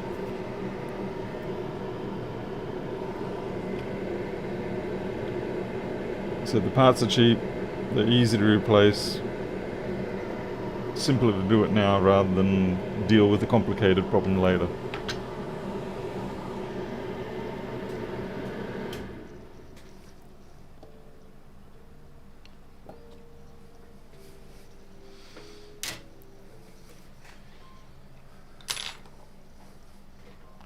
Okay, Shad, take care. Enjoy the sleep.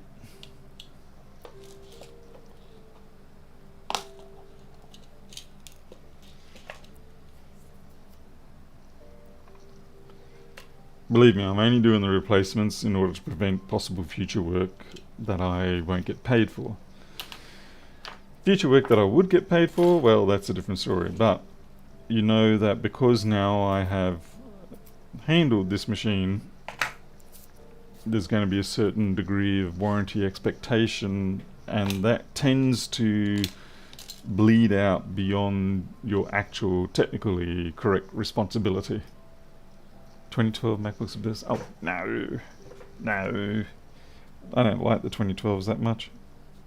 I mean, maybe if you're talking about the 1278s and the 1286s, but 2012 MacBook Air pass, that's the one with like 3209 or 3023 boards, or 3032, whatever.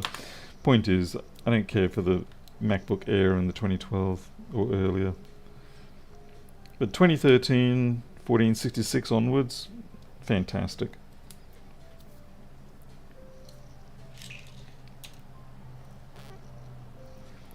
Yeah, Q's, it's nice when you don't have to do an ultrasonic clean. I mean, I'll do ultrasonic cleans. Obviously, I've got the equipment for it, but if you can avoid it, all the better.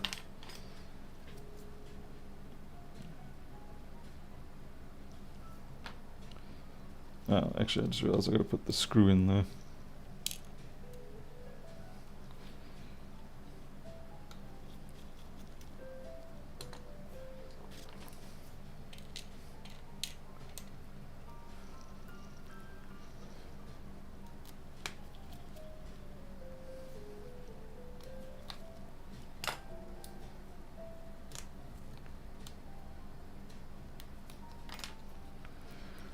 So this will be good for me. 2 seemingly straightforward jobs, and that way I can pay for the cat food for today.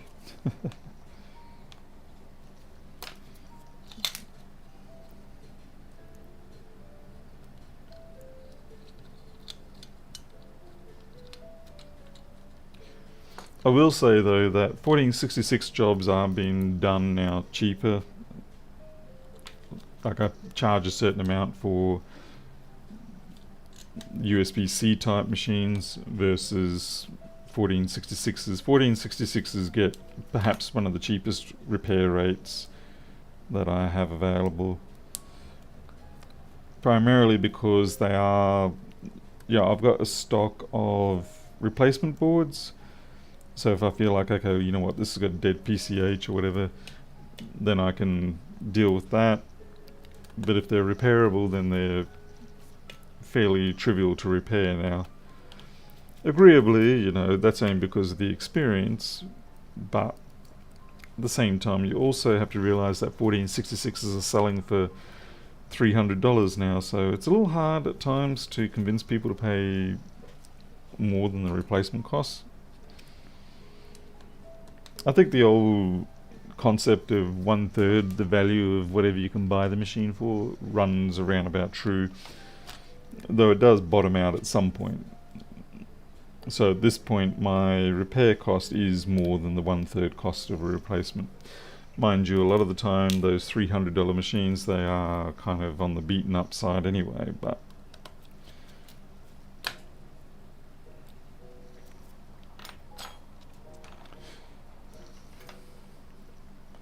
what are we talking, crematoria? What? Keep an eye on the radar. Crematoria is about... Oh, yeah, we've been getting wet here for a bit. Yeah, we've got a sort of a late... I wouldn't call it a monsoonal trough, but yeah, we've got a late run of rain coming through.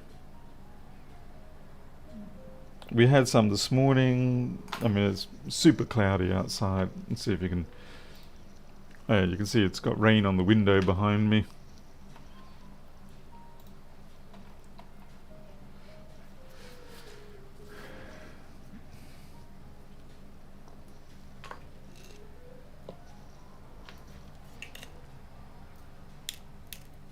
I've told the builder that I said, can we just please go ahead and fix the roof? So I've got to replace half the roof on this house. The house is basically 2 houses with an interconnect, and the house half that I'm in at the moment, its roof is okay. It's a very simple gable roof, no trouble. But the other half of the house, it's a mess. It's like got a, I don't know if it's a Dutch gable or a double gable. Either way, instead of the roof coming down at a nice sort of constant pitch, it sort of comes halfway and then goes out again. And that was because they did a stuff up when they built the building. They missed 2 courses of block. Yeah, I know, it's pretty scary. 2 courses of block missing. And so subsequently the roof had to go out like that. But instead of doing it properly, they just sort of bent the sheets directly. And so it's kind of led to a lot of issues over the years. And so now I'm taking the opportunity to get it completely redone properly. I won't be able to put the 2 extra courses of block on, of course, but at least I'll be able to get the roof panels, the sheets of metal, done properly so it doesn't leak anymore.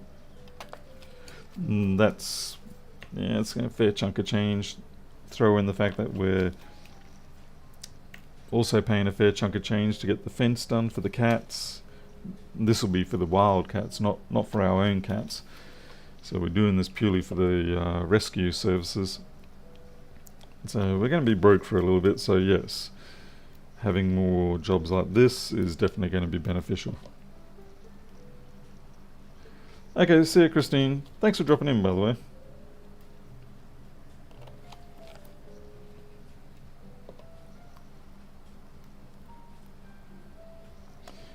Yeah, the crematoria thing is referring to how hot it gets here, typically in summer.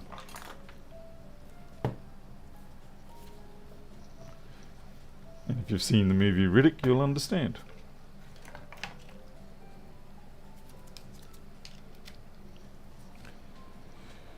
Alright, I'm an idiot. I didn't even test that board. I just assumed. That's not a good thing. That's what I shouldn't chat for. Yeah. Okay. Yeah, see? It's not working. Until I plug it in again. Do you think the chicken feed companies are putting less protein in chicken feed? I have no idea.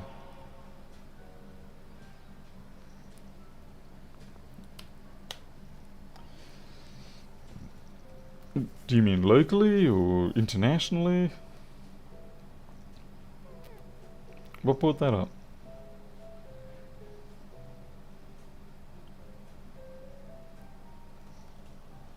Anyway, we're booting fine. We're not charging yet, so we'll have to... 1.2... No, we'll have to see if we have proper charge develop. It could be the battery could have also been hit.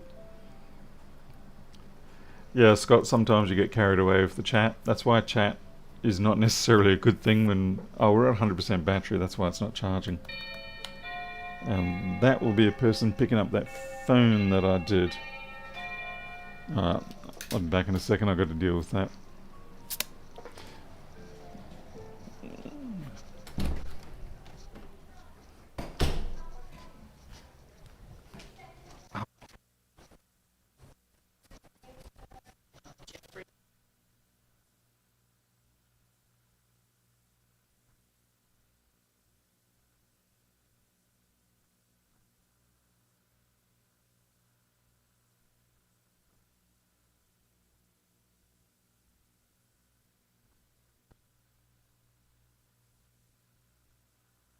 Alright, you get this is no, the other one had it. So it was 130 all up. Yep. I'll get you change for that. Thank Okay. you.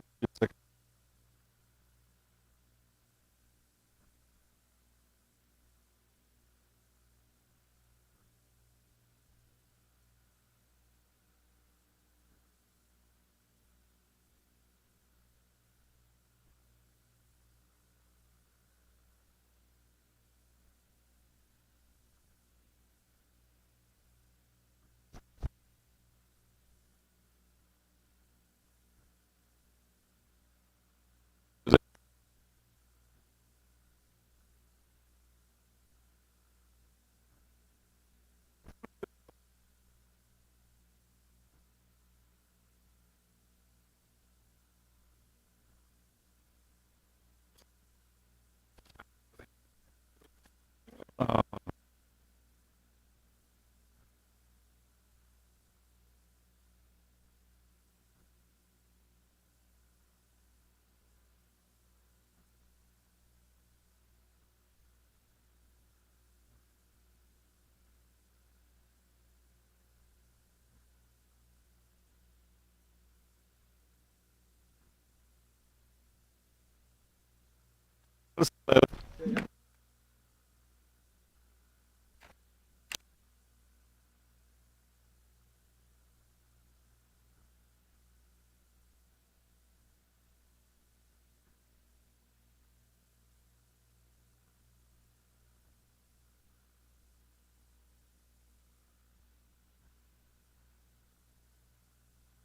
see, Lulu threw up on a blanket.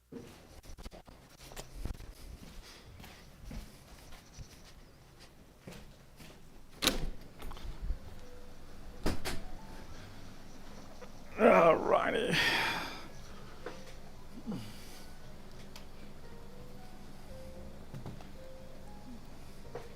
So we need to do our usual array of testing. Okay, camera works good.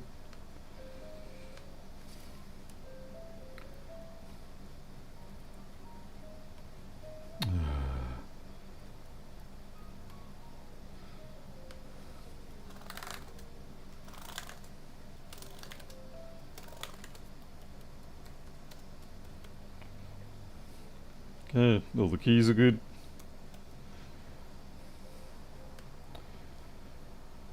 Check the audio. Audio seems to be fine. Micro. Yep. And then we run Valley. And we check the fan speed. Fan speed looks good. 1900, 1200. You heard me.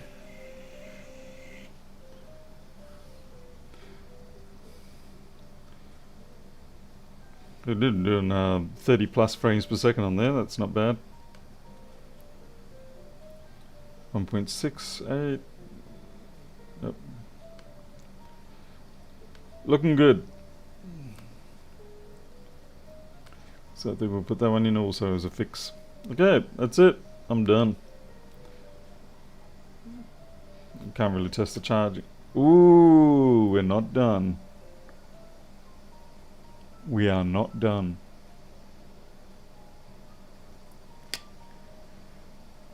Yeah. Okay.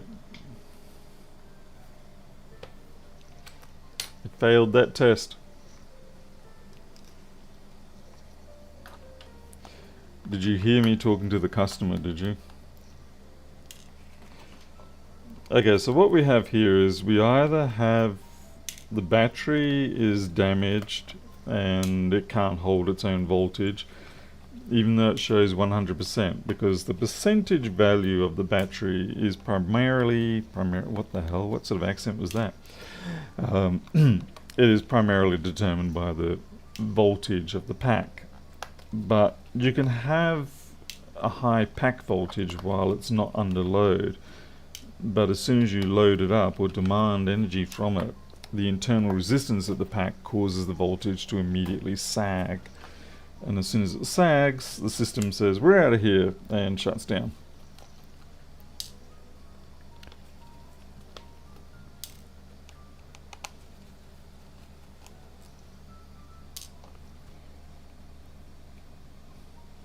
Now the battery was connected, wasn't it?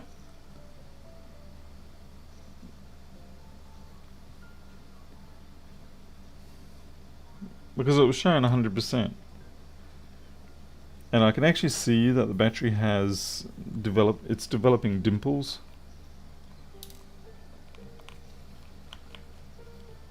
Q sent money for the kiddies. I did not see that. Oh, you did too. Thank you, Q's.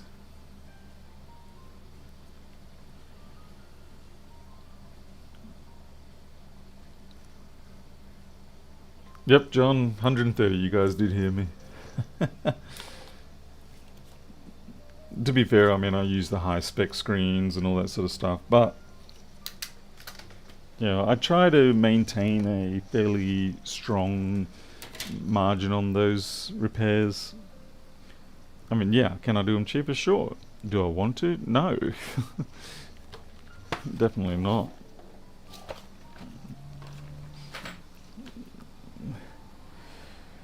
Right, yeah, I've got to find a battery to test this with. Okay, Tom Morgan, thanks for being in the chit chat.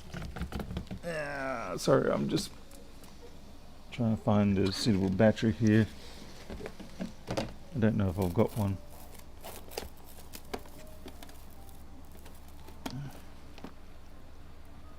What the hell, I've got a logic board floating around in here. Oh god, it's a horrible one.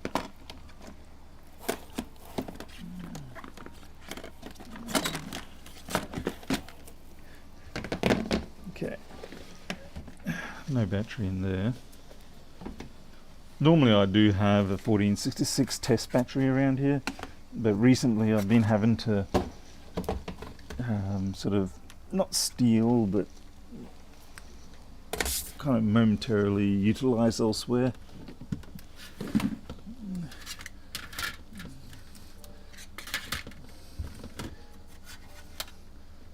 Oh, this is going to be really annoying. Great, I'm going to take it out of one of mine.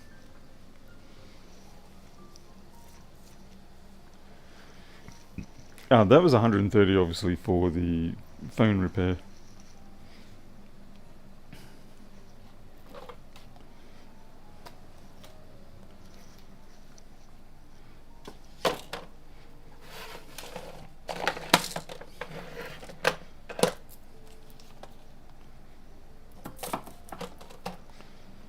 Oh, this might work.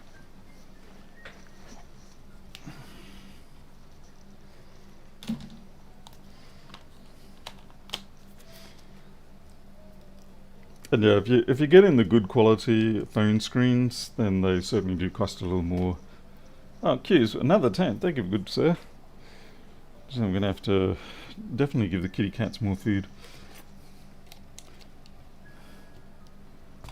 Okay, hold down the option key.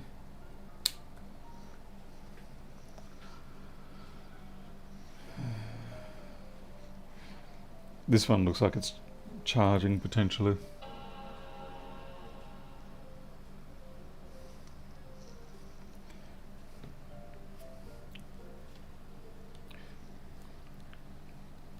I mean, like, say that was an 8 plus. I can get 8 plus screens for probably less, about $20 if I want, but they are really bad. The fit is poor. Everything's just wrong about them. But I get the original refurbs.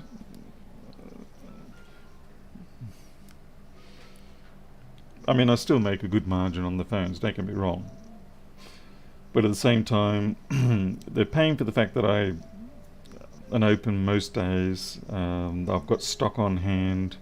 Let's see if this collapses. Okay, so their battery's faulty because I just pulled the cable out here and this runs fine. So we'll just have to make note of that. I would say potentially the battery management controller got damaged or something.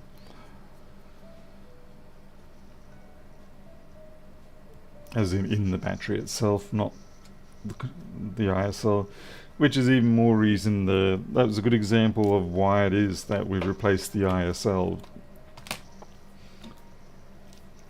Because it's possible that the ISL got damaged due to the fact that the battery got damaged, and so if I had not put the ISL in there and then we went along and put a new battery in, it's possible the ISL would have buggered up the new battery as well. So what I'll do is I'll mark this, leave it outside the case for the customer. Well, I'll check with them first. They're another business, so yeah, I can rely on them to do this sort of thing to 1681.